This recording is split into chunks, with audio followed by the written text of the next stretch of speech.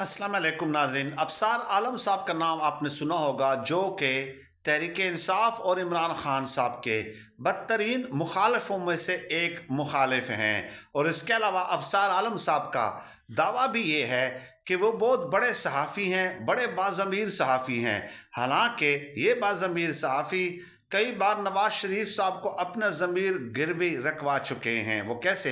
देखिए, चेयरमैन पैमरा बने तो जब आपको किसी ने एक सरकारी हाई पोजीशन पे लगा दिया तो आपने अपने ज़मीर का सौदा कर लिया। आप उसकी गलत बातों पे भी यस सर कहेंगे।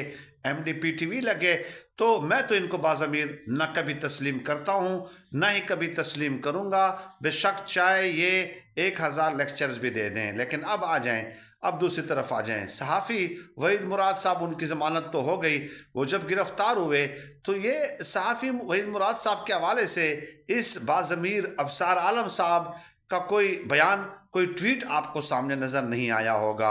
हुआ क्या है, देखिए, जब इनके बेटे, अपने बेटे के इन्होंने एक दास्तान सुनाई थी कि कैसे जनरल बाजवा पे उन्होंने इल्ज़ामात लगाए थे, और वाकई बड़ी अफसोसनाक जो है वो दास्तान थी।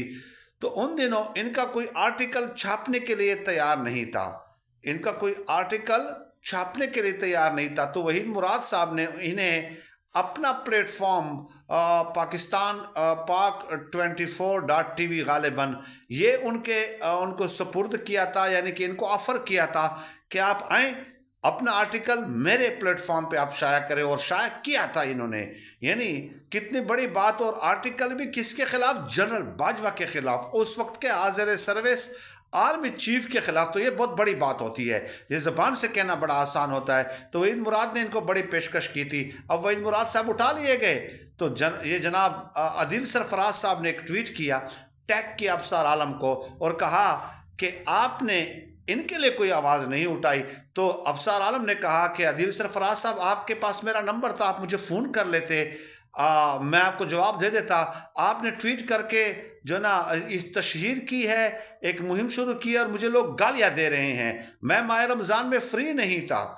यानी अबसार आलम साहब, आप क्या खाना काबा में लंगर तकसीम कर रहे हैं? आप क्या तरावियाँ पढ़ा रहे हैं अब रमज़ान मुबारक में? अब क्या हैं? आप मुफ्ती हैं, शेखुल हदीस हैं, आप लंगर क्या कर रहे हैं? आप इसी माह रमज़ान में समा के पॉडकास्ट में आप अपनी जो है ना कामयाबियाँ क्रेडिट गिनवाते हैं। आप 7 यूट्यूबर्स की लिस्ट बना के उनकी इनकम बताते हैं और कहते हैं कि ये हराम खोर हैं। आपके पास ये टाइम नहीं था कि वहीद मुराद को उठा लिया गया है। आप लोगों को बेवकूफ़ समझते हैं, अपनी तरफ ज़मीर फरोश समझते हैं। आपकी चीखें आसमान तक अब उठ रही हैं, क्योंकि आप